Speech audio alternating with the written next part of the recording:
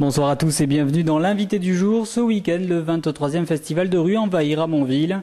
Avec 30 compagnies et 250 artistes présents, cet événement est devenu incontournable dans le paysage culturel toulousain.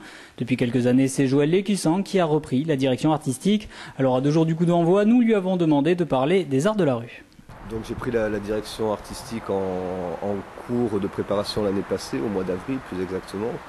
On s'était rencontrés avec l'élu à la culture, la présidente de l'association, elle se posait des questions sur comment on pouvait investir l'espace public encore d'une autre manière par rapport au travail que faisait à l'époque Didier Kimoun, et notamment par des interventions art plastique.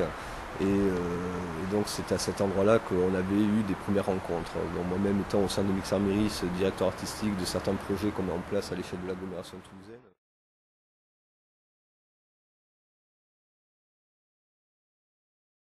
Ce qu'on peut dire, la Mixar Méris, on a une forme de légalisation, de reconnaissance institutionnelle maintenant. Pour autant, on est dans un bâtiment qui n'est toujours pas aux normes pour accueillir du public, même si on en accueille, puisqu'on est du genre à respecter l'intégrité de notre projet.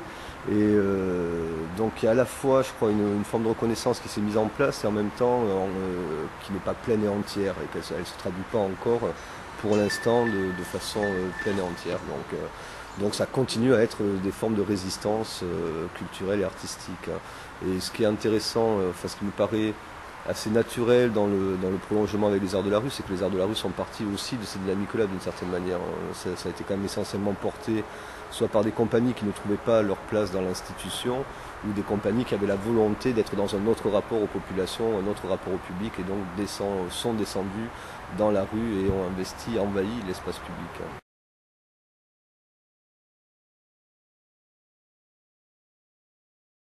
J'espère qu'elle apparaît, c'est ce qu'on m'a laissé entendre en tout cas suite à la précédente édition, à l'édition de l'année passée, que ce soit notamment avec l'installation des voitures colères qu'on a mise en place avec la compagnie Le Fun et particulièrement Ferraille, que ce soit la compagnie Ornicar aussi qui sont des performeurs avant tout, des performeurs qui travaillent dans l'espace public et on était d'une certaine manière un peu en avance. Doria qui a mis un très gros coup de projecteur sur la performance, donc une pratique artistique qui existe depuis bien longtemps, ça n'a rien de nouveau d'une certaine façon, si ce n'est qu'effectivement de plus en plus d'artistes se réapproprient ces modes d'intervention-là.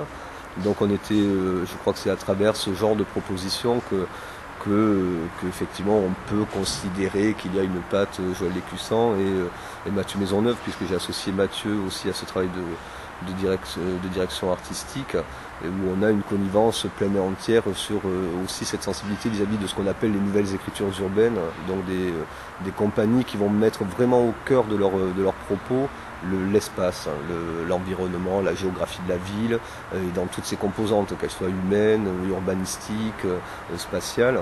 Et donc on ne fait pas que ça évidemment, parce qu'on tient aussi à la diversité que représente le festival et à ce que chacun puisse se reconnaître dans le festival et se l'approprier pleinement.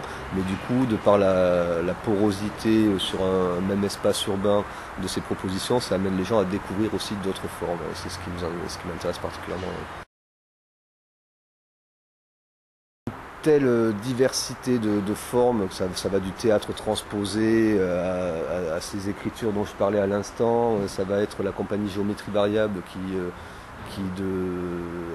amène du théâtre, un texte de Coltès, donc qui peut ne pas paraître évident, qui peut constituer déjà un pari en soi dans la rue, et puis il le fait pleinement, sans aucun artifice technique, sans aucune lumière, sans aucune bande de son. Donc il y a une telle diversité que c'est difficile à dire. Pour autant, le point commun et l'évidence qu'il y a, c'est qu'il y a cette relation directe qui s'opère avec les gens au coin d'une place, sous un arbre, le long d'un trottoir, sur un banc public, au milieu d'un stade de sport. En tout cas, je dirais que c'est une forme d'art qui participe d'une permanence et qui peut participer d'une permanence artistique et culturelle. Ça, c'est certain, de par son positionnement dans la rue et dans cette relation, encore une fois, très de proximité.